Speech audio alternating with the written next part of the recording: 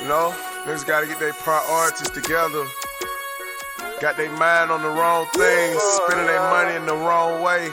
Trapaholics, real trap shit. Say you need that car with the rims and a trunk, just like Jim. It's more than life. Yeah. I'm telling you. Talk to him. Say you need that LV bag with the belt and the hat. That's all you got though. It's more than life. Yeah. Talk to him. Real.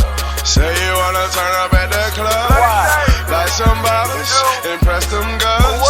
It's more than life. Fucking everybody. Yeah. Damn, son, where'd you find this? Good evening, everybody, and who dat?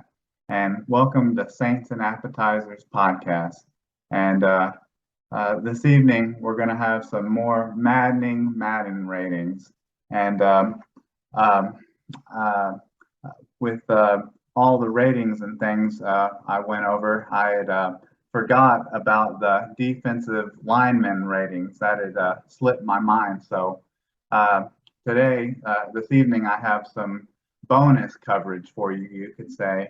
And with the rating, the defensive lineman ratings, you could say that slipped my mind because of, I guess, who was number one on the list, because maybe the team he plays for, maybe, but obviously we know who that is. It's Aaron Donald, and he got a 99 rating. And man, he's like a new superstar face of the league, you could say now, because he's you could easily say he's the best player in the league today, better than Tom Brady, better than Patrick Mahomes, better than Aaron Rodgers, better than Josh Allen, better than some of these diva wide receivers. And that's pretty rare in today's game, that a defensive player is one of the best, is like the best player in the league, one of the faces of the league. But maybe it's because he's the top player on this list, and that he plays for the LA Los Angeles Rams, that this list slipped my mind. And maybe it's because one of their players was already on the top list, and Jalen Ramsey, that this list slipped my mind. But let's just get right into that. And can I get a menu, and let's get to this top 10 list. So at number one, we have Aaron Donald at 99. At number two, we have Cameron Hayward at a 93. At number three, we have Vita Vea at a 93. At number four, we have Jonathan Allen at a 92. At number five, we have Chris Jones at a 91. At number six, we have DeForest Buckner at a 90. At number seven, we have Kenny Clark at an 89. At number eight, we have Jeffrey Simmons at an 88. At number nine, we have Fletcher Cox at an 88. And at number 10, we have Michael Pierce at an 88. And first thing to really say about this is, of course, there's really no argument or debate that Aaron Donald is a 99. Of course, he's head and shoulders above all these guys. He's like a seven-time All-Pro. He's been a Pro Bowler every year that he's been in the league. He's an 8-time Pro Bowler. I mean, he's just on a different stratosphere than any of these guys. So, I mean, there's no argument that he's number one and that he's a 99. I mean, he's a 3-time Defensive Player of the Year. I mean, he could have been the Defensive Player of the Year again this year over TJ Watt, and I don't think anyone but Steeler fans would have batted an eye at that. But the only maybe two things that I could maybe make an argument with this list is, when it comes to like defensive linemen, especially in today's game, um, maybe more importantly, that's more important uh, than stuffing the run is kind of getting that push up the middle and getting pressure on the quarterback because in today's game it's more about passing. It's a passing league, and it's great to be able to consistently stuff the run and do all that. But that three tech defensive lineman that can get hits on the quarterback and get you 8, 9, 10 sacks a season is probably more important than a nose tackle, run stuffing defensive tackle. So that's kind of my only issue with this list, and that's at the 3 spot with Vita Vea, who is a great player. He really is, but those 4 sacks, 12 quarterback hits, that is great. He is a brick wall for the Buccaneers. He's the reason why you cannot run the ball at all on them. And like I said, every time the Saints play him, that's basically what it is. When the Saints hand the ball off against him, it's like running into a brick wall. But he definitely did have his best season last year because he was a Pro Bowler. He played in 16 games. I guess it was last year where he only played in 5. But it's definitely, and he had the most sacks of his career this year, but it was only 4. But I think getting after the quarterback, getting 20 plus hits on the quarterback, 8 plus sacks is more important than just being a run stuffer. And these guys after Aaron Donald all got between 7 to 9 sacks on the quarterback, all but Vita Vea and Kenny Clark, who only got about 4. And really, the only other issue I had was at the 8 spot here, and it wasn't because I think he should be rated lower, but actually higher. And that's at this 8 spot here, and that's Jeffrey Simmons, who's an 88.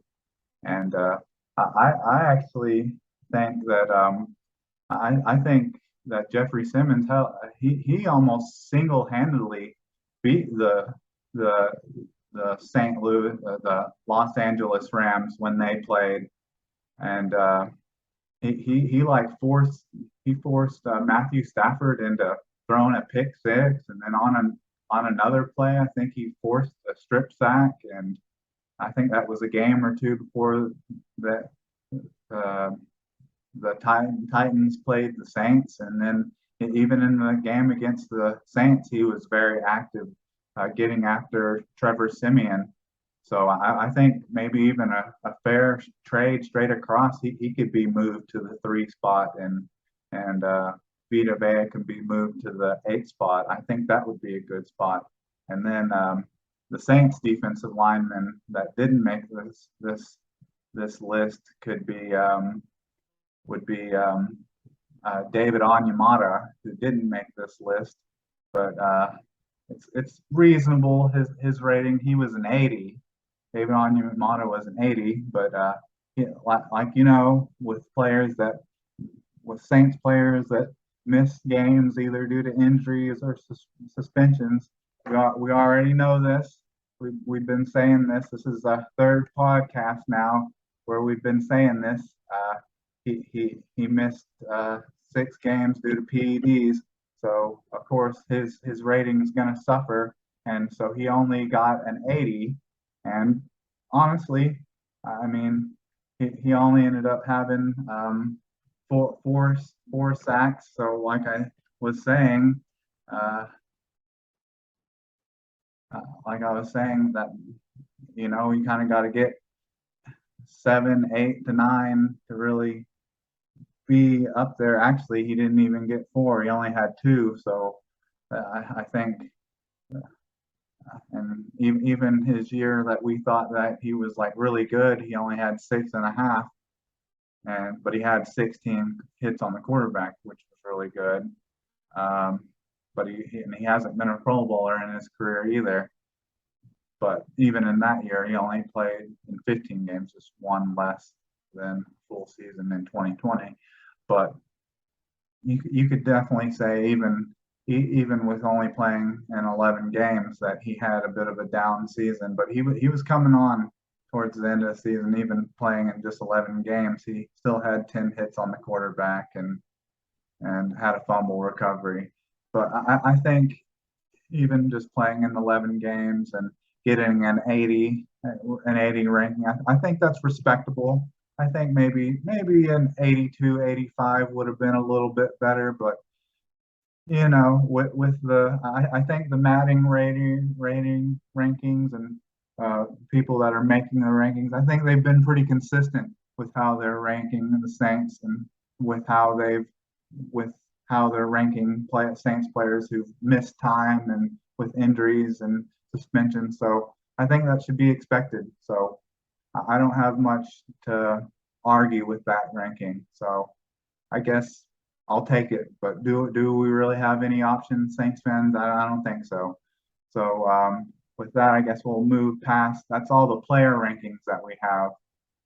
So with that, we'll move on to. I have a little bit of bonus coverage, and that's I have a list of the total team rankings, and I don't think I'm going to go through the all 32 teams, but maybe I'll just try to go through the first 10 and maybe see if the New Orleans Saints end up on that, and if not, I'll still see if I can find them, see how far down the list if I can find them. If they don't make it into the top 10, and we'll see where we rank regardless, and see what we think about that. So at number 1, and this definitely surprised me when I saw who was at number 1. I'm sure it did a lot of people, not just Saints fans, but probably Bills fans, Rams fans, Chiefs fans, and quite a few fans. At number 1 is the Tampa Bay Buccaneers. At number 2 is that is a 92 is the Buccaneers. They're a 92. At number 2 is the Buffalo Bills at an 89. At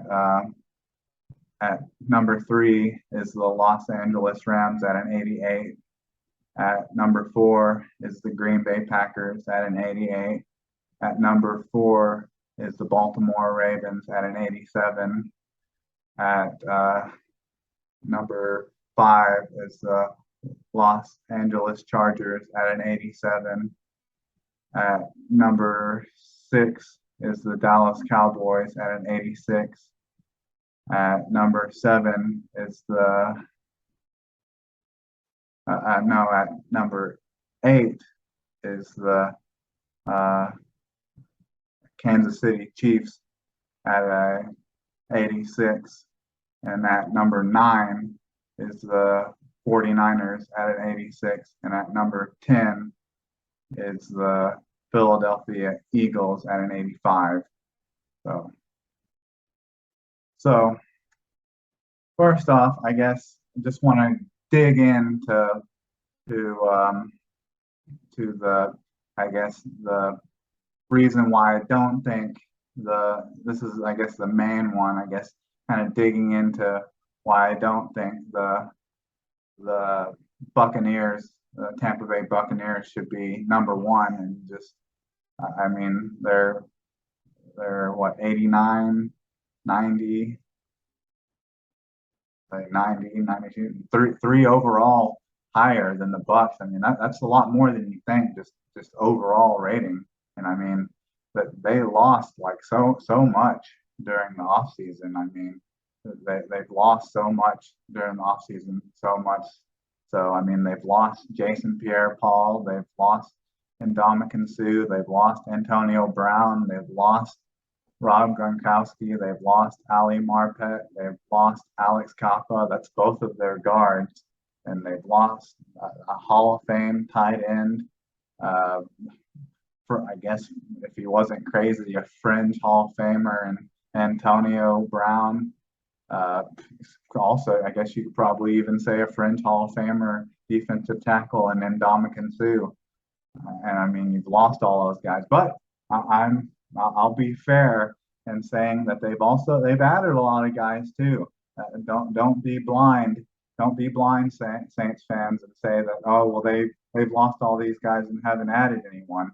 They've added some guys. They've added Akeem Hicks, albeit that he's not an Iron Man like Ndamukong Suh. They've added Russell Gage, who I'm actually very surprised, who's given Saints headaches in the past, and I'm surprised the Falcons didn't re-sign him because he's only 25 years old. He's just entering his prime. He had like arguably his best or second best year last year. I'm surprised they didn't sign him. He had close to 800 yards receiving last year. And then they added Logan Ryan, who's an expatriate, played for Tennessee last year, and even at the corner spot, it's kind of surprising. He had like close to 100 tackles or something like that. And then they added Kyle Rudolph. I think he came in the league the same year as Rob Gronkowski, but he is no Rob Gronkowski. Someone that just barely had like 300 yards, 200 yards last year, and like a couple touchdowns. Not an equal replacement for Rob Gronkowski. And then Shaq Mason, which is a good replacement for one of their guards, but not both of them. So, I mean, when you're trying to talk about them being the same team that they were their Super Bowl season, or even the same team that they were last year when they returned all 22 starters, that they're not that. They're not that. So I just can't agree that they should be the number one team on that list. And I mean, honestly, I think a lot of people would agree. Like, how can you not put the team that's the Super Bowl champion at number one, or even one of the teams that was even like people are talking about up and coming teams like the Buffalo Bills at number one. I mean, they're at number two, so I guess that's respectful. And I mean, you have even the Chiefs all the way at the number eight spot, and I'm actually, I don't know, I guess to show some respect, I'm almost surprised that the Ravens are as high rated as they are at number 5. I guess Madden rankings, the rating team at Madden expects them to come back a lot healthier.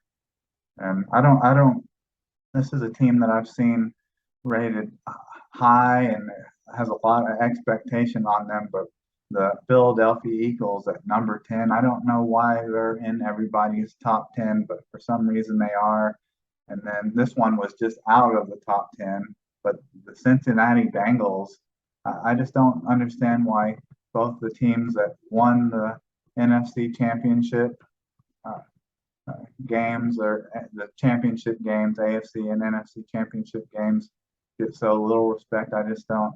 Seems like back in the days in some Madden games, both teams that were in the Super Bowl the previous years were always like the number 1 and number 2 seasons. But maybe I'm wrong about that. But definitely the Bengals get no respect, and even maybe just both teams that were in the championship games would maybe more likely be up there.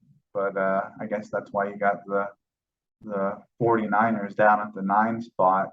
But I just can't see why people are expecting the Buccaneers to be the number one team with all that they've lost. I mean, I understand that they've replaced it with some players, but I don't think it's equal. I don't think it's equal with what they've lost. But then you have the Saints down here all the way at, let's see.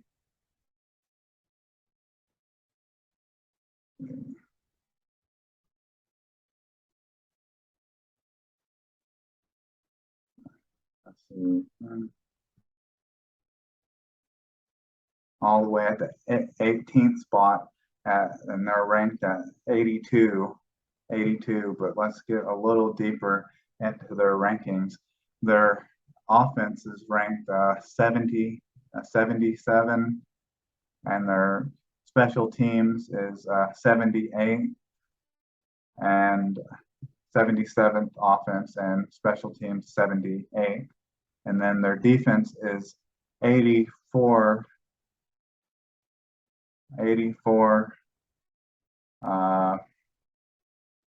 77th overall and 78th overall, and then their defense is an 84 overall, which is tied for 8th in the league. 8th overall, 8th in the league, which I guess I can understand why their offense is rated so low, and probably the main reason for that is not really because of their skill players like Jarvis Landry and Chris Olave and Michael Thomas and their Alvin Kamara and all those players, and same thing with the special teams. You know, their kicker Will Lutz and Blake Gilligan, all those players are pretty good, you know. So, but really on offense, the reason their offense is 77 overall, the reason it's probably ranked that low is because you got Jameis Winston, who's only a 76.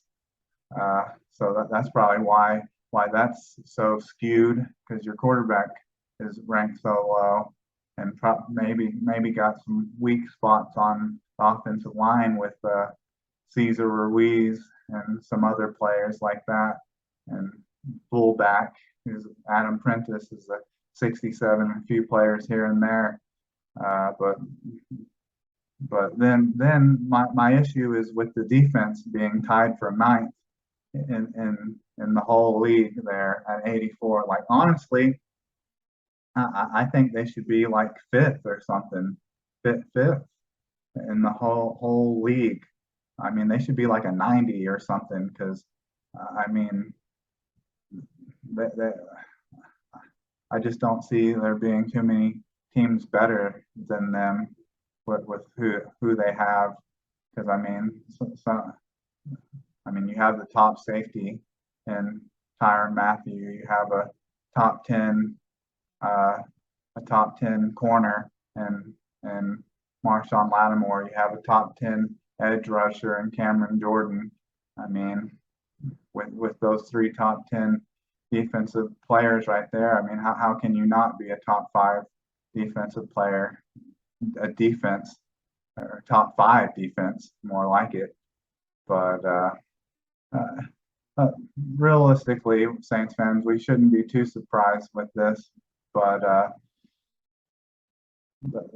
that's mainly all I have for this bonus coverage here. But other than that, that's all I have for Maddening Madden rankings, and hopefully that'll be all for now when it comes to the Maddening Madden rankings, and hopefully we can move on to a different subject for now, and maybe it'll be something more along the lines of some training camp stuff, training camp news, and some real life news, and hopefully it's something positive. Hopefully it'll be something like Marcus Davenport or Michael Thomas being activated from the PUP list. And with that, can I get my check, please?